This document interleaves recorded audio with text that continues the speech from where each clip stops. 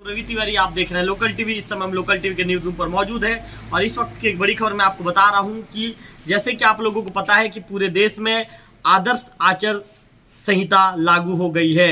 आज चुनाव आयोग के जो मुख्य आयुक्त हैं, जो चुनाव आयोग के जो आयुक्त हैं, उन्होंने आज प्रेस कॉन्फ्रेंस करने के बाद पूरे देश में आचार संहिता लागू हो गई है।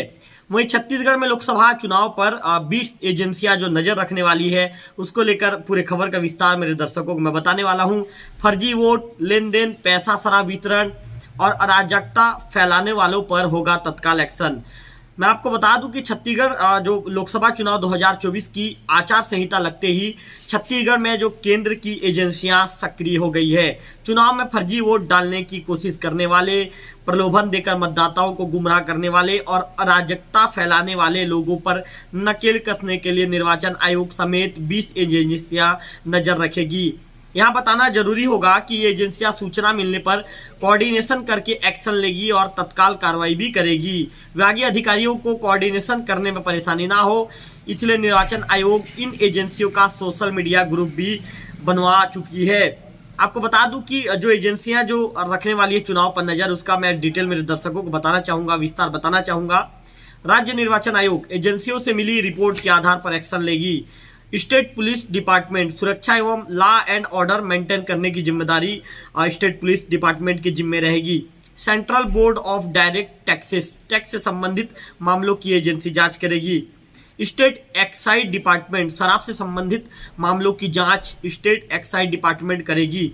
फाइनेंशियल इंटेलिजेंस यूनिट ये एजेंसी घरेलू और अंतर्राष्ट्रीय धन शोधन एवं पैसों से संबंधित मामलों की जांच करने में सहयोग करेगी। स्टेट लेवल बैंकर्स कमेटी पैसों से संबंधित मामलों की जांच इन कमेटी के सदस्यों के माध्यम से की जाएगी। वहीं रिजर्व बैंक ऑफ इंडिया जब्त किए गए रुपयों की जांच करेंगे। रुपए कहां से आए और किस व्यक्ति के माध्यम से निकाले गए, इसकी रिपोर्ट इनके माध्यम से तैयार की जानी है। वहीं central board of direct taxes and custom tax संबंधित जानकारी एजेंसी तैयारी करेगी और आयोग द्वारा जानकारी मांगने पर उपलब्ध भी करवाएगी। Directorate of revenue intelligence drugs, सोना, हीरे, इलेक्ट्रॉनिक्स, विदेशी मुद्रा और नकली भारतीय मुद्रा सहित अन्य मामलों की जांच चुनाव के दौरान ये एजेंसी करेगी।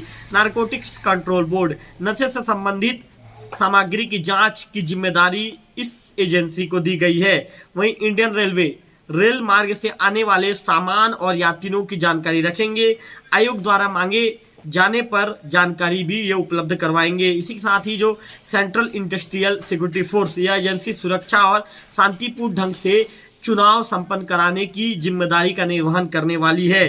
वहीं airport authority of India airport आने जाने वाले लोगों की मॉनिटरिंग करेंगे। आयोग द्वारा जानकारी मांगने पर उसे उपलब्ध भी करवाएंगे। इसी के साथ ही जो स्टेट सिविल एविएशन हवाई मार्ग से आने वाले लोगों की जांच करेगा और उसकी रिपोर्ट तैयार करके चुनाव आयोग को भेजेगा। और बताना चाहूंगा मैं आप लोगों को, फॉरेस्ट डिपार्टमेंट जंगलों और मार्ग में पुलिस विभाग की मदद से निगरानी रखना, वहां से आने वाले संदिग्ध व्यक्तियों की गाड़ियों की जांच करना और उसकी रिपोर्ट तैयार करके वरिष्ठ अधिकारियों को भेजना। डिपार्टमेंट ऑफ पोस्ट डाक के माध्यम से आ रहे सामानों की जांच करना, संदिग्ध सामान होने पर संबंधित व्यक्ति की जानकारी निकालना और उसकी रिपोर्ट तैयार करके चुनाव आयोग को देना।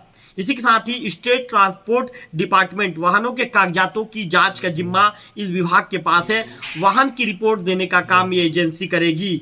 वहीं state central reserve police force Bharat के केंद्रीय सशस्त्र पुलिस बलों में से ये भी बल है। ये एजेंसी मतदान केंद्र, मतदान पेटी और कंट्रोल रूम की सुरक्षा की जिम्मेदारी अपने कंधे पर लेकर चलेगी।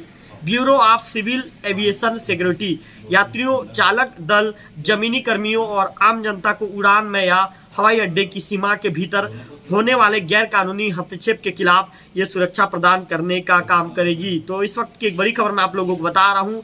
लोकसभा में जो छत्तीसगढ़ में लोकसभा चुनाव पर नजर रखने के लिए 20 एजेंसियां बनाई गई है। ये सभी एजेंसियों का काम मैंने मेरे दर्शकों को विस्तार में बताया है।